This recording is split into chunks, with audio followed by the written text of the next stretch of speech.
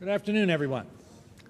It's my pleasure to welcome you to the Wednesday afternoon lecture, today to be delivered by Douglas Rees, who is the Roscoe Gilkey Dickinson Professor of Chemistry at the California Institute of Technology, and he's also an investigator of the Howard Hughes Medical Institute.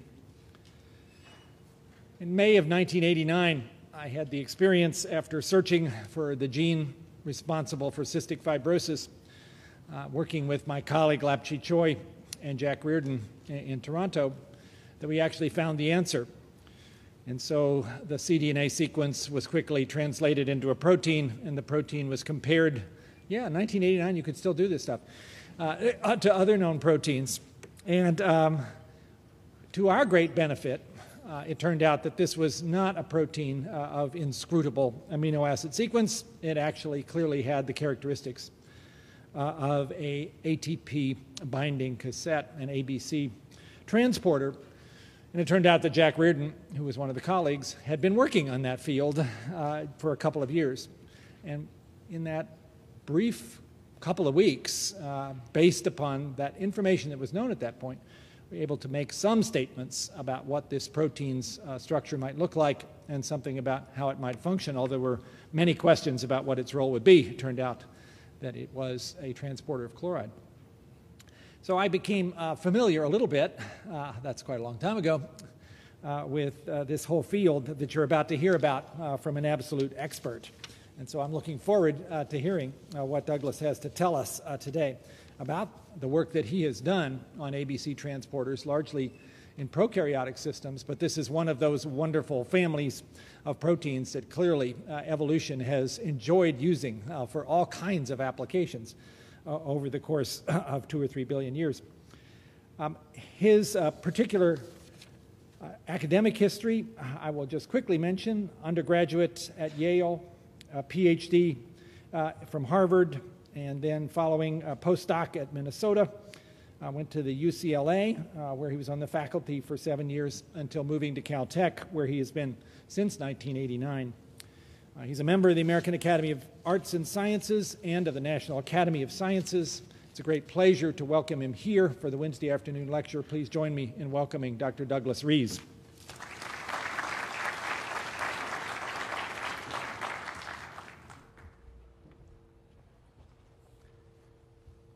Well, thank you for your very kind introduction. It's a real pleasure to be here today and get to experience a little winter before retreating back west. Okay, so this afternoon, just a quick outline of preview of feature coming attractions. A brief, there'll be 3 parts to the talk: a brief introduction on ABC transporters, and then 2 stories. One is sort of an ongoing story on the E. coli methionine ABC importer, and then I'll end with some more recent work on a ATM1 bacterial ABC exporter.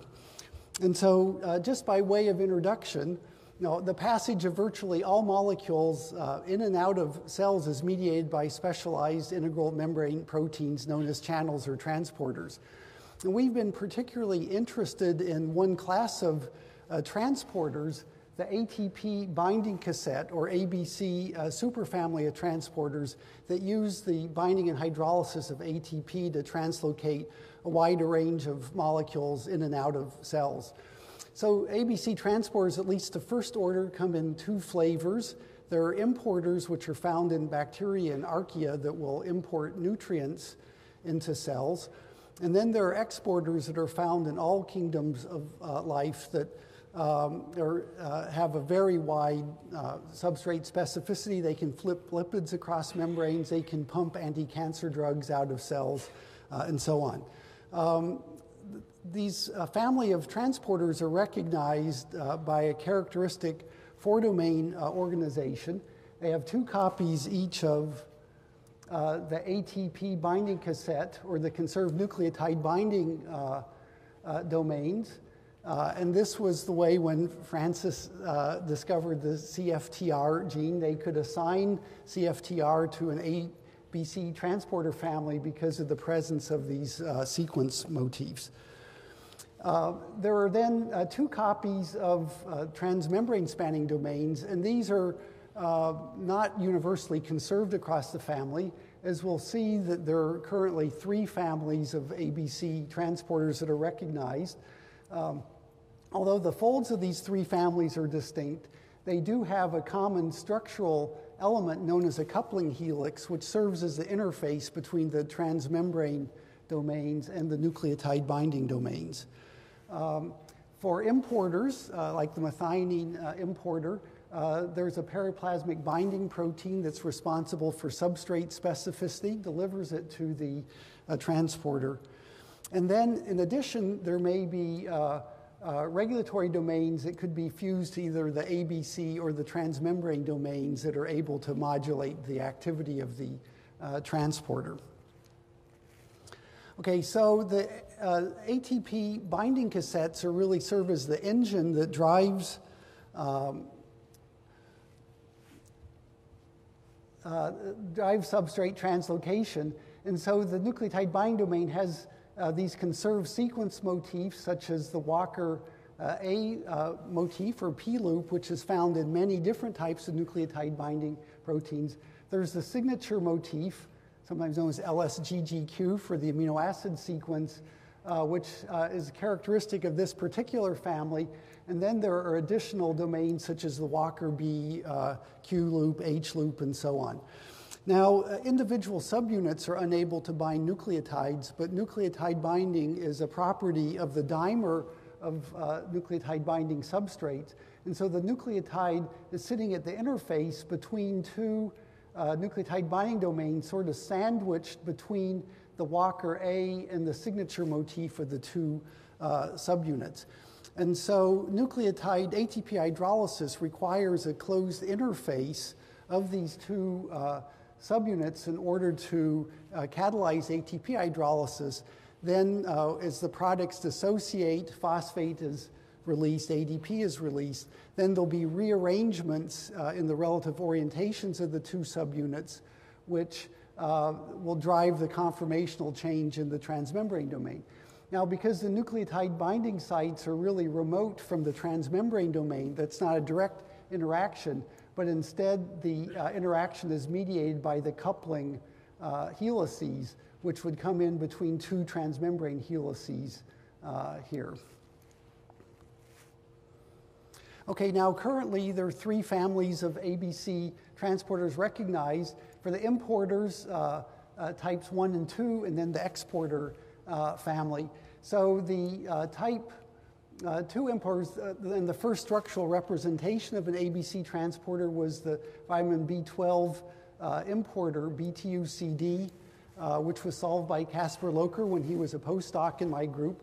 Caspar then went to independent career in Zurich, where he determined the first type 1 transporter for molybdate, as well as the first ABC exporter, SAV 1866. And so I'll be talking today about the methionine transporter and then some recent work on this ATM1-like one, which are in the exporter family. Just like to make, I guess, 3 additional points. One is probably that, at least for importers, the best characterized ABC transporter system is the maltose system. And this is really through the works of Ju Chen and Amy Davidson at Purdue, where a number of intermediate steps in the transport cycle have been captured crystallographically. A second point is that almost all of these are bacterial transporters, the exceptions being the mouse P glycoprotein determined by Jeffrey Chang, who was also a postdoc in my group. Ju Chen did the C. elegans PGP, and then a British Structural Genomics Consortium did this human ABC B10. But eukaryotic, especially mammalian ABC transporters, has still been a really difficult problem. And we should probably add, sort of as a, I guess, as a branch, a more distant branch of this family, these energy coupling factor transporters, which are found in bacteria, where structures were recently determined by Yigong Shi group in Tsinghua University in Beijing. These have the same type of nucleotide binding domain dimer, but they have a very distinctive arrangement of the transmembrane domain. So they're not obviously in this group, but in terms of the engine, it's the same sort of process.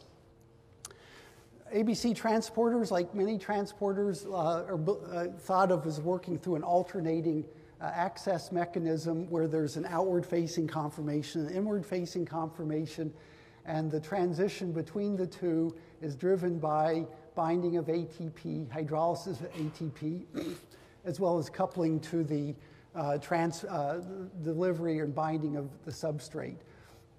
And so it's believed that while these ABC transporters have, I'd say, sort of the same type of chemistry that's taking place in terms of ATP binding and hydrolysis and having two conformational states, I think the details, of course, can vary significantly, not only between importers and exporters, but even within families. They don't all work in identical fashion. Now, the way in which we've been approaching this problem, at least initially, was that we were really interested in trying to get a structural characterization of an ABC transporter, and the exact one wasn't probably so critical. So we took basically this funnel approach where we started with cloning a number of homologues, and we figured that for any one homologue, there was probably a reasonably good chance it wouldn't work. But if we tried two homologues, there was a more favorable chance one of those would work. And if you keep trying enough homologues, then they'll make it through this sort of funnel where you get, lose some at expression, some at solubilization, some at crystallization. But if you tried enough, then one would work. Okay, so this is if the probability of this happening is greater than 0. Of course, if the probability is either negative or imaginary, then this is a less happy outcome. And certainly, in our experience with eukaryotic membrane proteins, this has been the sort of regime we've been operating in. But that's just us. It's not a fundamental problem, intrinsic problem of the system. Now, this has been characterized in various ways. One is shots on goals. The more times you try to score, the more likely it is that you'll score.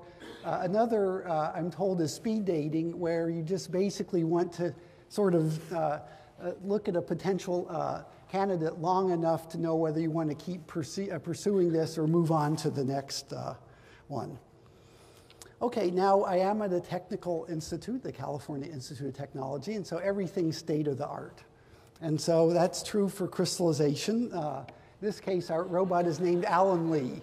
And so most of what we've done in the membrane protein world has really come out of his pipetter. So most of my job in going places is, I can talk about science, but I mainly want to say what a great job Alan is doing. Okay, so the first of two stories, I'll describe some work on the methionine ABC importer. So this was originally identified by Robert Cadner as the high affinity importer of L&D methionine. And if you're interested in using selenomethionine, like many crystallographers are, this is the transport system that takes up selenomethionine for labeling for MAD phasing.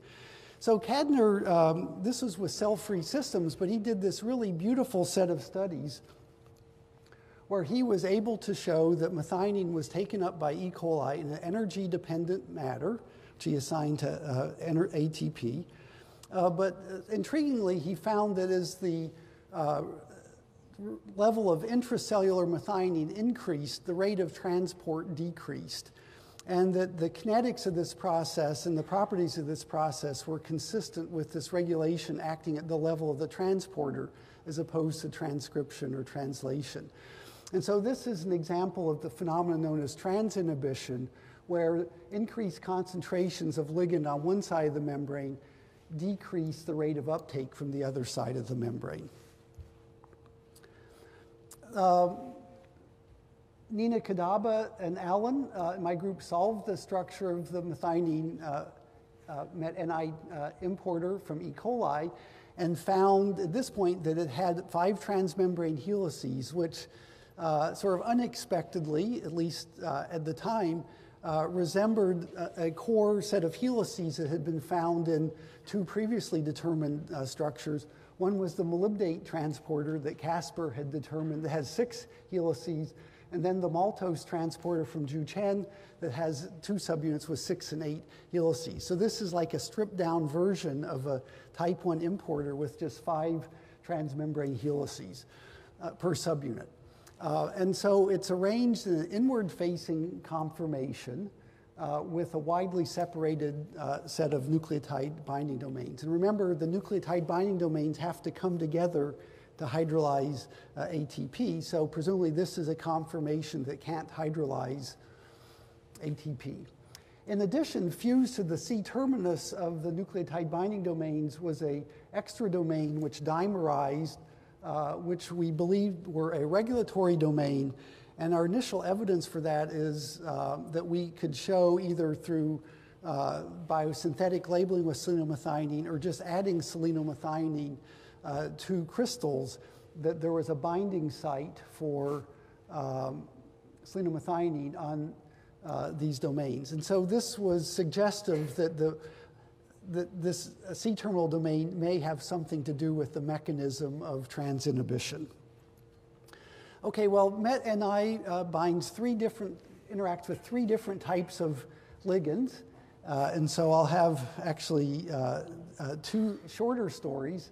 One is related to the interaction with ATP and ADP and whether or not you need 2 active functional ATPase sites to hydrolyze ATP. Methionine and the site of transinhibition. Methionine also comes in as a substrate bound to the binding protein METQ, and we've done a lot of work and are able to finally prepare a stable complex of METQ and MetNI, but we haven't been able to solve the structure of it, so this will have to be left. I guess this third part will be left for a future seminar. Okay, so MetNI, in the presence of detergent, hydrolyzes ATP. That may not sound surprising since it is an ATPase, but this always struck me as a little odd reaction because there's no substrate in this reaction. And so this would be an example of uncoupled ATPase activity. And whether this is because the transporter is detergent solubilized and not the conformational energetics isn't the same as in the membrane, or whether these transporters just have a basal ATPase rate, I'm not sure. Okay, if you look at low concentrations, you'll see that there's evidence of sigmoidal or cooperative interaction. And if you fit sort of just a basic 2-site kinetic model to this to extract out binding constants, there's evidence for positive cooperativity, where the second ATP binds more tightly than the first. Hill coefficient's approximately 2. And the rate of ATP hydrolysis is about 25 per minute.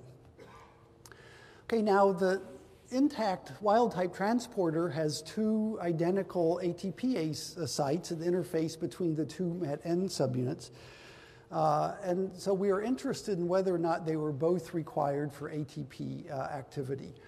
And so because the way this transporter is produced, where you have 2 identical copies of MET-I and 2 identical copies of the MET-N ATPase, you can't just mutate one of the 2 sites, but we set up a double-tagged system where we had one subunit with a his tag and another version with a flag tag, and then we could mutate one version, have wild type for the other, and we could select for chimeras that contained both one wild type and one mutation. This E166Q mutation is in the Walker B motif and is often used in ABC transporters to really reduce, but not completely eliminate, ATP hydrolysis.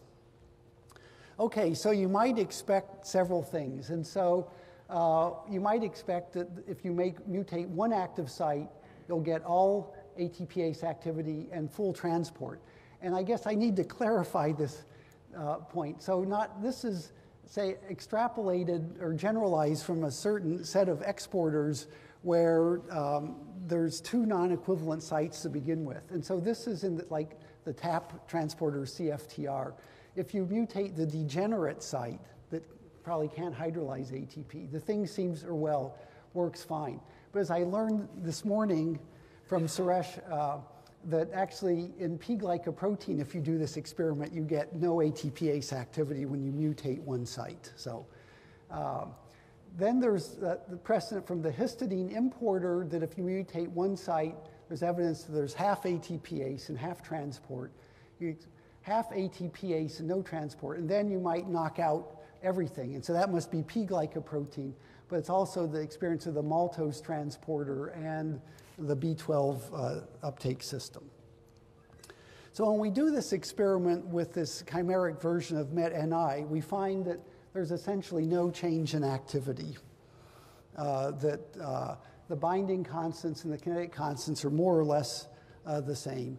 And so that this chimeric mutant with only one active site still exhibits cooperative ATPase activity at basically the same rates as the wild type construct.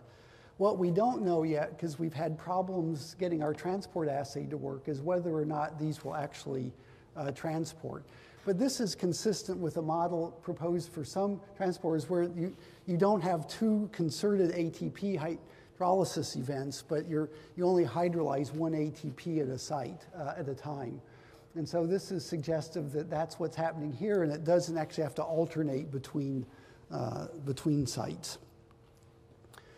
Okay, the other aspect I'd like to discuss briefly is the mechanism of transinhibition. And so the hypothesis would be that if you bind a ligand to this regulatory domain, that it will somehow basically turn off the engine. And the way in which you might hypothesize it could turn off the engine is by basically holding or sterically separating the two nucleotide binding domains so that they're unable to come together and form the form that's productive for ATP hydrolysis. Now, unfortunately, sort of the experiment of showing that the separation between the subunits can be correlated or anti-correlated with ligand-bound ligand, we haven't been able to do because we haven't been able to ever get sort of a form crystallized with these two subunits together. What we do have is some evidence in different detergents that indicate that at least there can be changes in how these two C-terminal domains are positioned with respect to the nucleotide binding domain, and that ligand binding then could shift this equilibrium either to favor the outward, the separated conformation, or the ones where they're together. Now, at the time we were first characterizing MetNI, Casper Lokron, the molybdate transporter, found a very similar phenomena in his system with a distinct type of regulatory domain, but he was able to show that tungstate binding to the C-terminal domain led to a widely separated conformation of these nucleotide binding domains, again, consistent with this transinhibition working by the regulatory domain sterically preventing the NBDs from coming together. Okay, more recently in the maltose system, Zhu Chen was able to show for carbon catabolite repression that this E2A protein, it's not a ligand, but it basically has the same effect of stabilizing the inward-facing conformation where the NBDs are separated. Okay, so we have done kinetic studies showing that if we add L and D methionine, they're both serve as non-competitive inhibitors, which is what we would expect since methionine will inhibit ATP hydrolysis, but they're not competing for binding to the same site. And there does not seem to be any difference between the wild type and the chimeric variants here. In terms of the conformational change that's taking place, again, we don't have this directly, I'd say, completely worked out in terms of how methionine binding does this. But in the course of looking at different variants, we've seen that there are two different conformations of this regulatory domain that differ by the register of hydrogen bonding between the beta sheet between these two strands. And so essentially this, I think, is working as a sort of toggle switch. When ligand binds, there's a change in conformation. It's like a two-state system. The way in which this may occur is that the allosteric ligand, in this case selenomethionine, binding to this domain binds at a site which is adjacent, which is formed by beta strands along this interface. And sort of amazingly, in the absence of selenomethionine, you have the side chains of two other methionines from the protein, 301 and 312, that are present. It seems that the ligand comes in, and it actually, the sulfur, or the selenium in this place, displaces the side chain of methionine 301, so we're taking where it was, and that displacement must then serve to drive this rearrangement in the conformations of the regulatory domain. Okay, so if we now shift gears from the importers to the exporter story. So we became really interested in an ABC exporter, ATM1, through observations of Roland Lill, who demonstrated in yeast that the yeast version, ATM1, or ATM1 is the yeast protein, is a mitochondrial ABC exporter that's been implicated in cytoplasmic iron-sulfur cluster biosynthesis. And since I have a part of my group that's really interested in iron-sulfur proteins, this seemed like sort of a perfect system to be working on. Okay, it was shown that if you have a deficiency in ATM1 in yeast, that they accumulate iron in the mitochondria. They can't make cytoplasmic iron-sulfur containing proteins. The human homologue is ABCB7. Mutations in this have been found to cause anemia. And I should say the substrate is not known, but for reasons we'll see, it may involve glutathione or possibly some precursors in heme biosynthesis. Okay, this is, there are a number of related proteins families here. So it's a member of a superfamily which includes another mitochondrial transporter, ABCB6, which is involved in porphyrin import. And then these heavy metal tolerance factors, HMT1, they're all part of this family, and the sequence identity is around 40%. So these are, I'd say, pretty close relatives here. And just to keep in mind, this is the yeast ATM1, here's the human ABCB7, and over here is the structure I'll be describing. Okay, well, sort of the paradigm of an ABC exporter in terms of architecture is this bacterial protein SAB1866, determined by Caspar Locher, and an outward-facing conformation. I think this defined the basic architecture. This is, I guess you call it a half transporter, where a subunit has a fused transmembrane domain and a nucleotide binding domain. So like there's yellow subunit and the green subunits. There's 6 transmembrane helices per subunit, or 12 total. In contrast, or in comparison to importers, the exporters have these really long intracellular loops or helical extensions.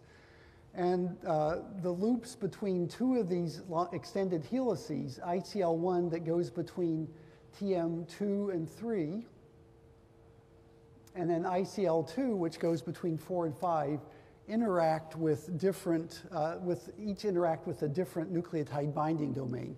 But these are serving as the coupling helices that have been seen in the importers. Okay, so this is the type of ABC transporter that we have in 7 families. ABCB1, P-glycoprotein, ABCC7, CFTR. One thing that is, I guess, really had been missing so far in all of these structurally characterized ABC transporters is a high-resolution characterization of how substrates are binding to the transporter. Okay, so it was known roughly through work on P-glycoprotein where the binding sites are, but they hadn't been defined at sort of high resolution. Okay, so Jonas Lee was a postdoc in my group and took this funnel approach to crystal screening. So I should say about 10 years ago, we tried various eukaryotic homologues, and that funnel ended, I'd say, pretty abruptly and unsatisfyingly. Okay, so anyway, he started with 40, 34 clones, 18 expressors, 6 behaved well. We'll see detergents are important. So 7 detergents where these look promising. So 42 constructs, 3 crystals, and no good diffractors. Okay, so this is where the funnel system starts having a little problem.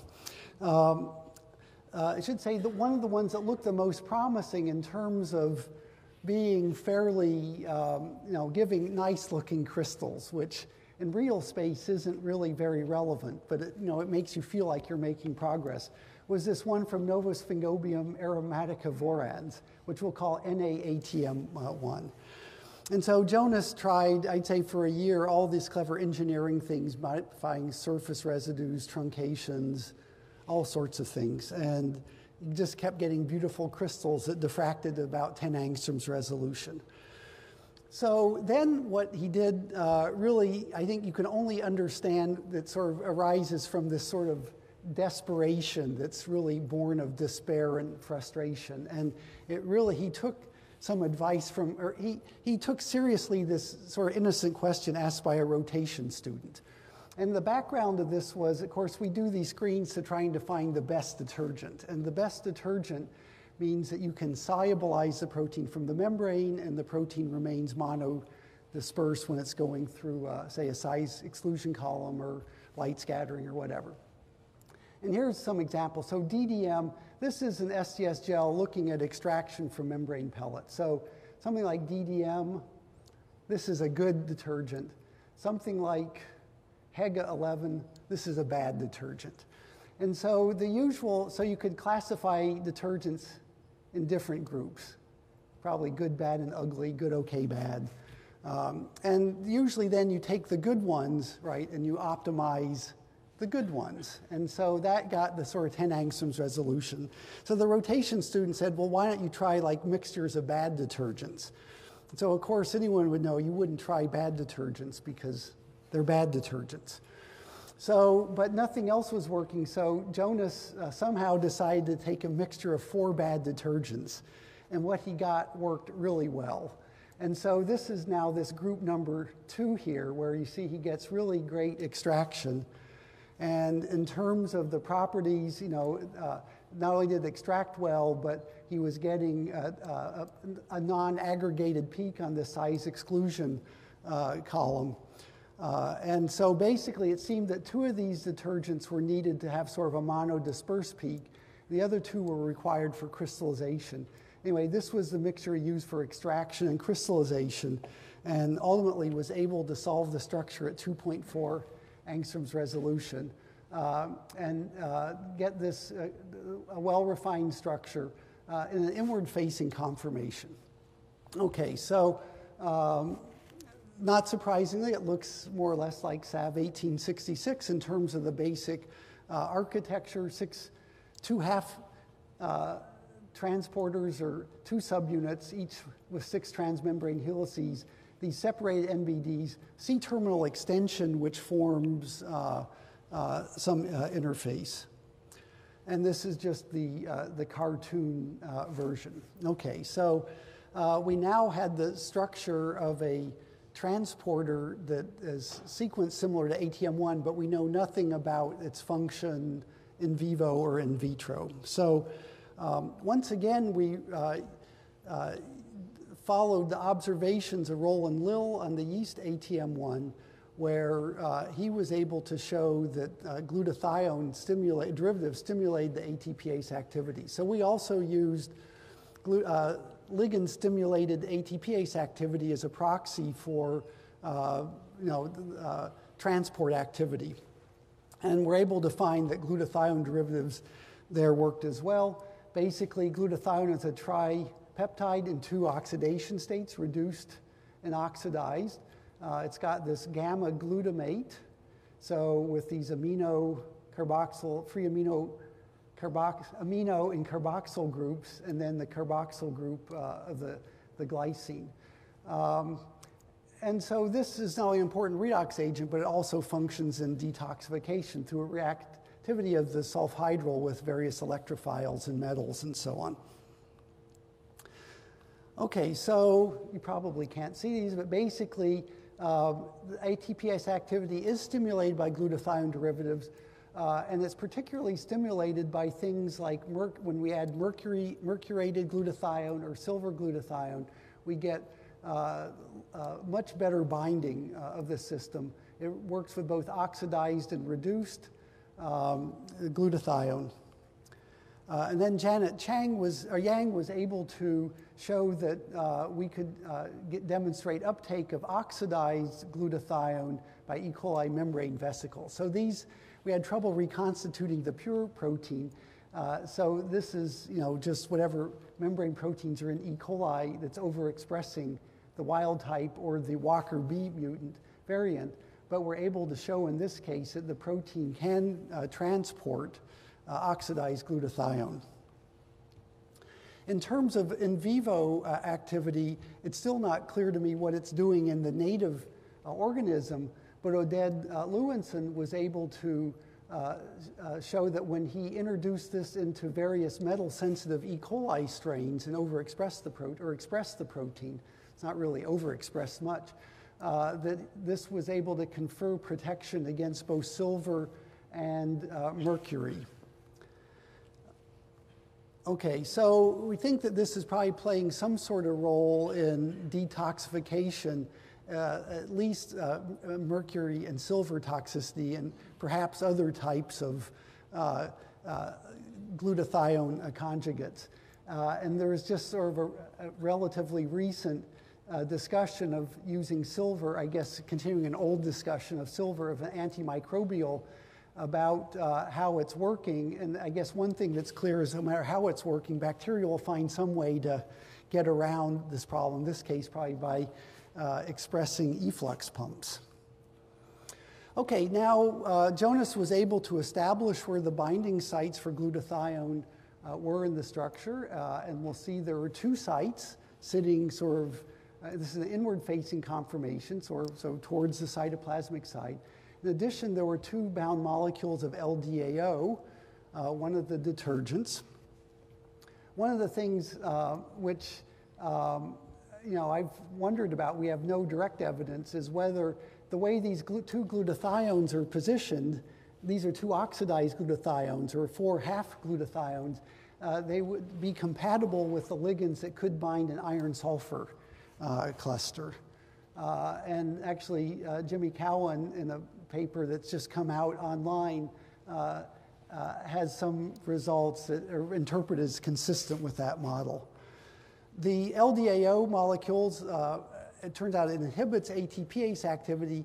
These are binding in sites near the intracytoplasmic loops 2 on the 2 subunits, which is that coupling, one of the coupling helices between the transmembrane domain and the nucleotide binding domain, and presumably in some ways must be sort of interfering with the conformational changes required for ATPase activity. So as you increase the LDAO concentration, the rate of ATP hydrolysis decreases.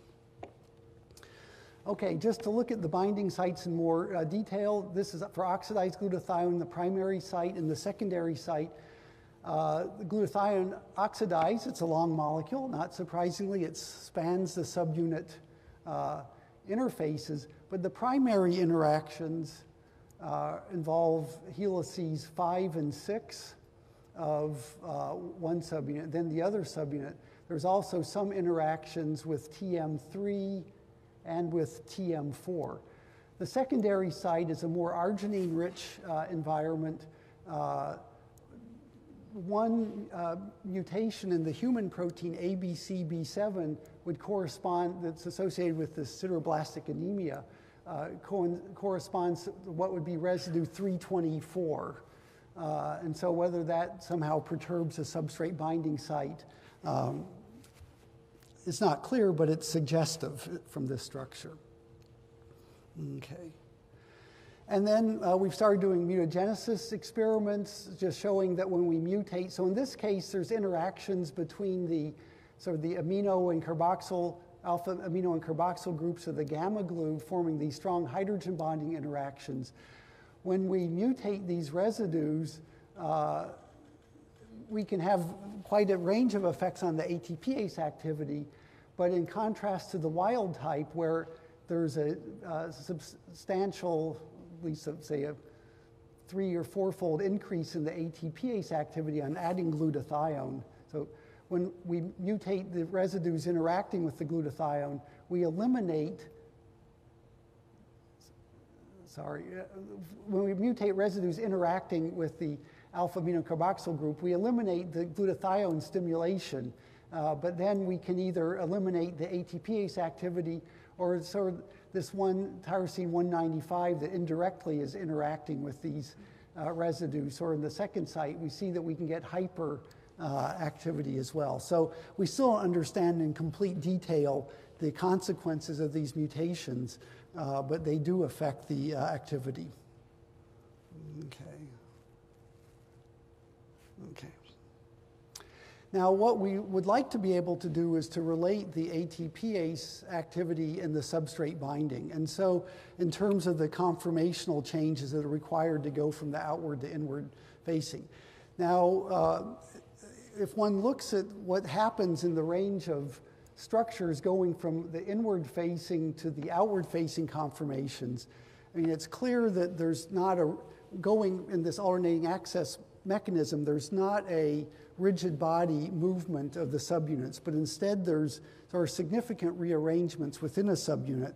And these have sort of two types. One is in going to the inward facing conformation, TM4 and 5 split away from the other 4 transmembrane helices in the same subunit, 1, 2, 3, and 6. Whereas in the outward facing conformation, it's now 1 and 2 split away from 3, 4, 5, and 6. And so while there's not a rigid body change in the subunit conformation, we can actually identify the structurally conserved elements within the transmembrane domain, which would be TM1 and 2, 3 and 6, and 4 and 5. And there's a 4th structurally conserved element as well, which is the nucleotide binding domain, which I haven't shown here. So this arrangement, I think, highlights an observation from the Casper made on the first structure that this transporter, like many other membrane proteins, has evidence for an internal symmetry where there's a 2-fold axis, you could imagine, that goes between 3 and 6 that essentially relates helices 1, 2, 3 with 4, 5, and 6. And sort of comparable things have been seen in, say, major facilitator superfamily transporters, and Lucy Forrest has really worked out this beautiful mechanism of transporter function by using the alternating access with this internal symmetry to guide modeling of the outward and inward facing conformations. Okay, now if we do a different type of representation where instead of just superimposing these individual helical elements, 1, 2, 3, and 6, and 4, and 5 on cells, we take the different structurally characterized ABC exporters and we superimpose them all on 3 and 6, we see that, that there can be quite a range of relative orientations between especially 4 and 5, as well as 1 and 2 with respect to this course. So this is saying there's not a rigid body change, but we do have a subunit that's made up of these structurally conserved elements, but the joints between them are more flexible. And this would be an example of an articulated design. Okay, significantly, the ligand binding sites span these conserved elements. So the glutathione is interacting especially with 6, 4, 5, 3, 6, 4, and 5.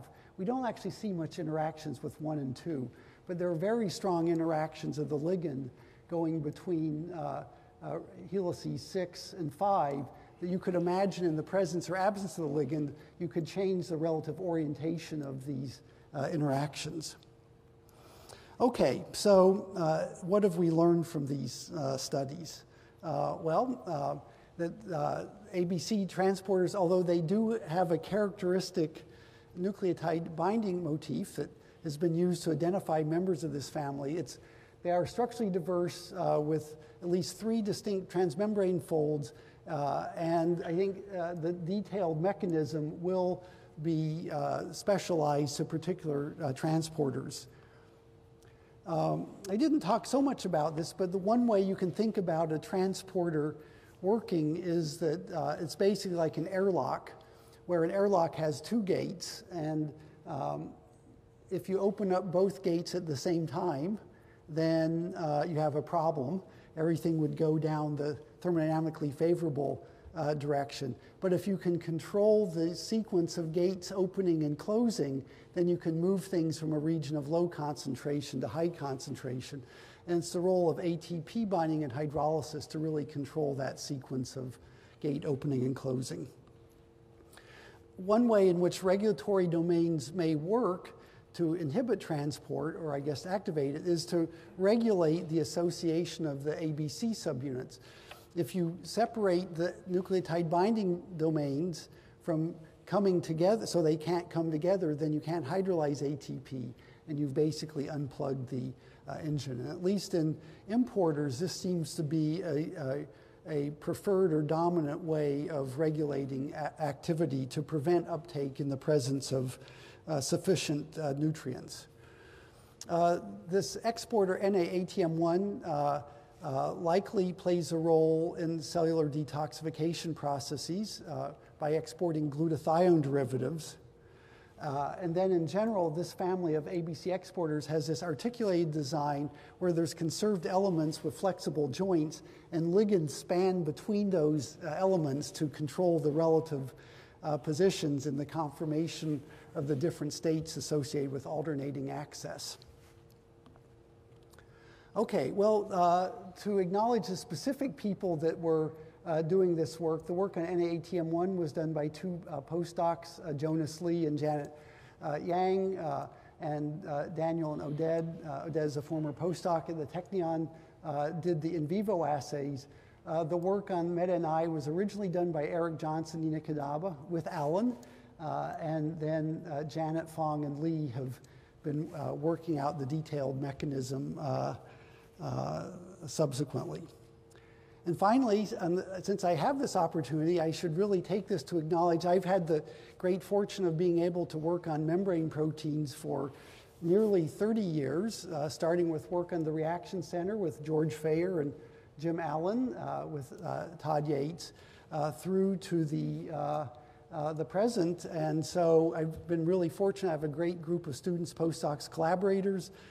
This work has been only possible then through the resources of facilities such as synchrotron sources at SSRL or ALS, supported the Moore Foundation to build a beamline at SSRL, and certainly by funding by NIH and HHMI, and I'm very appreciative of having had this opportunity, and would like to thank you and all these people for their efforts. Thanks.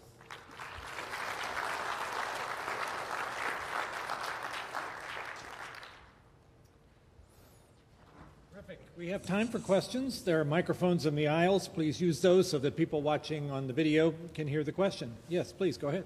So, Doug, if you extract with DDM, but then exchange into the mixture of detergents at the gel filtration or affinity chromatography, do you not reproduce the crystals or the diffraction? In other words, is it necessary to have the mixture of detergents all the way from the beginning? That's the way we did the experiment. So I can't answer your specific question. We really try hard to use the same detergents for extraction and for purification and crystallization.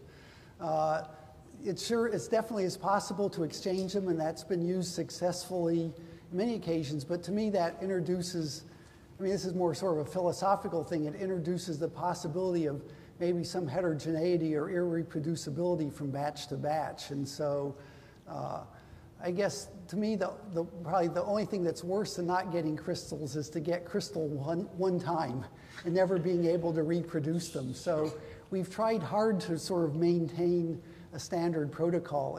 And detergent switching detergents has been one of these things that has always bothered me. But I mean, it should be okay. Sure, no, it's emotional. So then a follow-up to that is that, do you see anything between your DDM extracted material and your, using the 4 detergent combination that tells you that there's any difference in the quality of the sample? Not that we've seen. It could just be something to do. I mean, we don't know what the key thing. It could have to do with the size or the shapes of the micelles or something, and just how they're able to pack together. Or it could have to do with protein stability, or it could have to do with extracting some component from the membrane, like lipids or whatever. And so we just don't know what was the key to that substitution. In the experiment in which you showed oxidized glutathione uptake in the E. coli membrane vesicles, did you look to see if the protein was in the right orientation? It almost certainly would be randomized. The way we made the vesicles was to pass them through an extruder many times. So we're assuming that it's randomized. Thank you.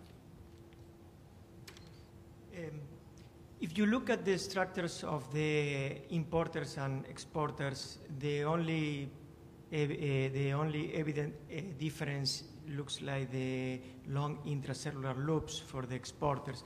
Do you think this can explain somehow the directionality of how this transporter works, or maybe we are missing something else? Yeah, so right now I'd say that's is a strong correlation, but I guess to be careful, and I'm guilty of this, especially, we call those proteins exporters, but there have been very few that have actually been, I'd say, characterized. And so even exporters, some of them may be importers, or they may work. I think it really depends on sort of the relative affinities of the substrates for the inward and outward facing conformation.